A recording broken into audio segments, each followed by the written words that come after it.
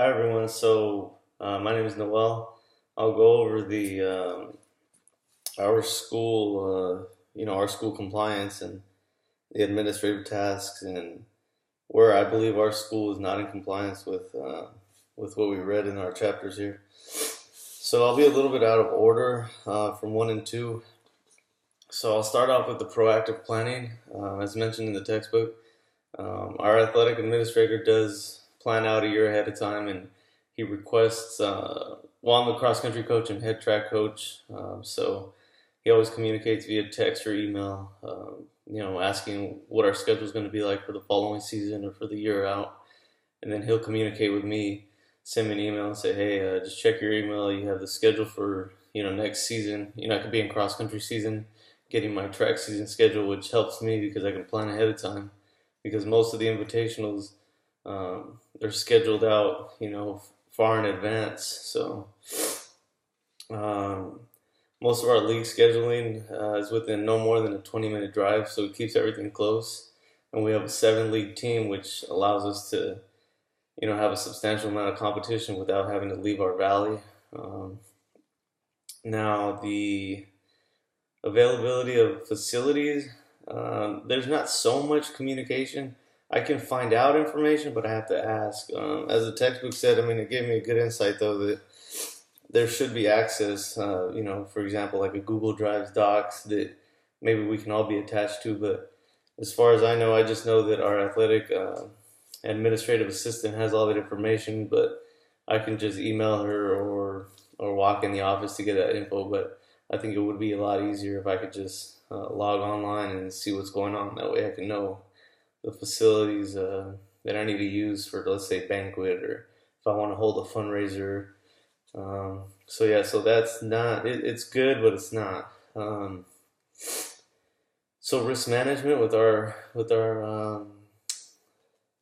district does require volunteers to go through a process of being cleared, which involves a DMV clearance and also a background clearance. And that takes about 30 days for them to get cleared so they can drive student athletes. Now, our gender equality scheduling, I'm not sure because I coach both men and women on cross country and track, but I haven't ran into a situation, or I haven't seen a situation where there's been an issue with gender equality as far as other sports. So I can't really say much on that. Um, Transportation sharing. Uh, at this school that I'm currently at, we haven't done that. I know we did that at the previous high school that I was at, but we only did it once, and it wasn't planned. It was because our bus, I guess the bus at the district made a mistake, and they didn't send one bus for our track team, so we ended up going with, I think it was swimming, and we happened to have both smaller teams, so we were able to fit both of our teams on one bus since we were both going in the same direction. But at this school, we haven't had transportation sharing. Our vans are what we highly utilize. Since budget cuts within the past 2 years in our school district, I'm sure it's with all school districts, but we really utilize vans. That's why it's important, that I have assistant coaches that are able to drive, and head coaches that are able to drive, because we travel a lot in vans. Facility scheduling, again, if we had a convenient way of being able to see who's using what. I know I overheard a conversation one time of our women's volleyball coach not being able to use a facility because our basketball team was in there. But it wasn't. There was something that happened that I think basketball was outside, or one or the other, and they both ended up in the basket in our main gym, and they both had confrontation. So um, our banquet room, my situation with our banquet room, sometimes our banquet room is the same training area that our wrestlers use. So one time, I scheduled a banquet, and I expected, when we request a banquet, they set up the tables and chairs for me, and then we just go in and add the touch ups on the tables, all the decorations. I mean, so I showed up at 5 p.m. expecting this to be done, and most of the wrestling equipment was still out, so that was an issue. Uh, Somebody dropped the ball, and we ended up getting it figured out. But I think that's where that scheduling issue can come into play with the online access. And like I said, no emails. We don't, as the text described, sending out weekly emails for facility locations. I know that would help dramatically. Even if I'm not going to use the facility, at least I know what's going on around campus, so I know. And it also helps me if a student athlete tells me that they have a meeting with, let's just say, ASB, or they have a meeting with Avid, then I know where people are at. I can't, because sometimes on occasions I have kids tell me they're in some certain classroom, but then it turns out that they're not there. So then they're lying to me. So if I had to schedule what's going on around campus, that would help me, and be a little more enforcing on whether or not they're telling me the truth. Sports facility priorities. I know I was looking at the list, and for the most part, I think we were pretty dead on, with the priorities. I know. I think one time I had soccer on our field, which we communicate all the time, so there was no confrontation. It's just they know that since we're in cross country season, that we have the priority over the field. So, but we always work things out. I mean, there's never any arguments. So I just highlighted that one, for in-season athletic programs before and out-of-season sports, and I also highlighted non-athletic groups. They do utilize the classrooms. We never really have any issues with non-athletic groups coming into the gym, having meetings. We have plenty of classrooms. Our school just got remodeled. So now the only issue that we do have that I see is our community use. I love that the community comes out every evening, more so at this high school than at the high school that I was at before, which promotes, the youth coming out, walking around with their parents, jogging around.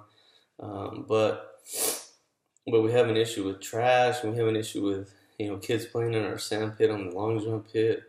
So that becomes a problem. I mean, I think our campus could do a little better job on, facilitating, making sure that everything's picked up, or maybe closing it by a certain time, or maybe not opening it on Sundays. I don't know, but no, that's just a small issue. Because on occasions, we get a mess by the bleachers where we're at, or where we have practice and stuff. So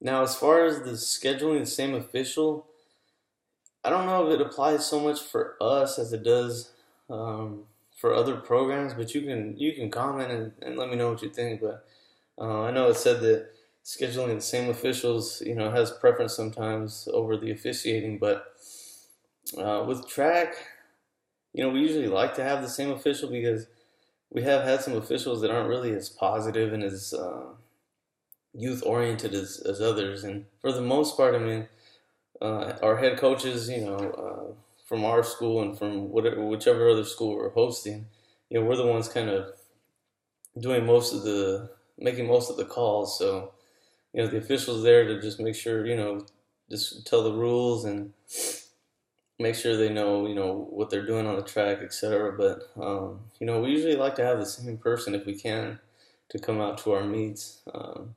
Because they know they run it smoothly. The meet runs smoothly. They know what they're doing. So I don't know if it's not good to have the same official. I know we're not football where they could be on our side favoring calls, but just let me know what you think. Coaches' communications for travel. So I think we're on top of the ball on this. Most of our travel information is posted online. We have a Facebook page for our distance program. I'm not sure about other programs, but I know on our main high school page there is a schedule of meets and what's going on at the high school. But as far as I go, we do schedule what time we're leaving, what time we're coming back. Whether or not it gets to the parents, I think that's on me. That'll bring me to my next point in a little bit. One thing I haven't been issued as a coach and it's my fault though. Even in the school that I was at before and in this school, I've never had a real true phone number for a transportation coordinator. I've usually just called my AD, and whether it's 10 p.m. or 11 p.m. Um, Both ADs I've had have been great about getting a hold of somebody at the district. So, but I think it would help having an email or a phone number to call someone. Um, let's see. Oh, and also another point, bringing me back to my communications.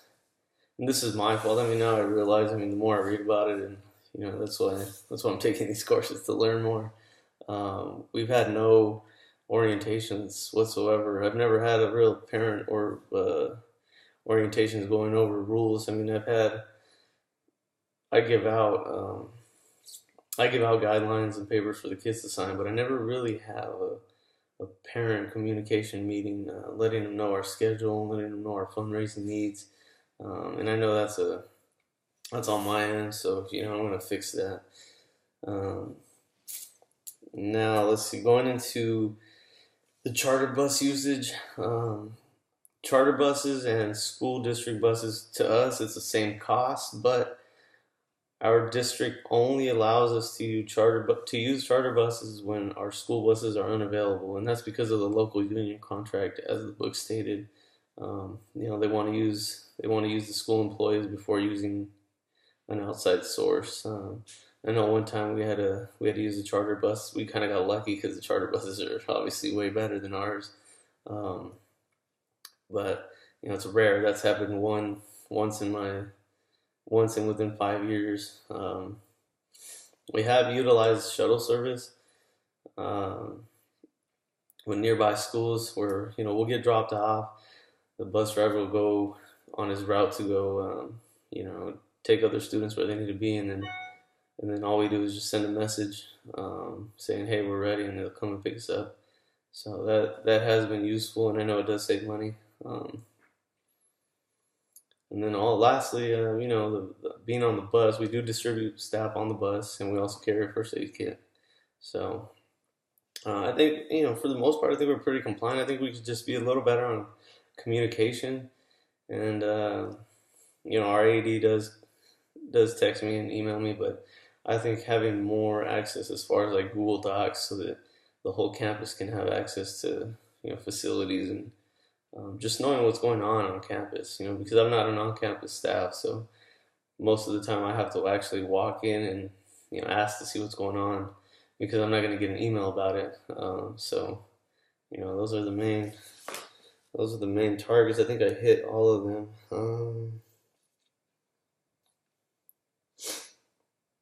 And as far as what steps to resolve these issues, I mean, I bring up small issues here and there to my AD, and he does fix them. So it's just a matter of bringing it up to him, and I think he's pretty on top of things. So the more I read, the more I learn. So the more the more issues I can bring up to him. So hopefully that wasn't too long. So thank you guys.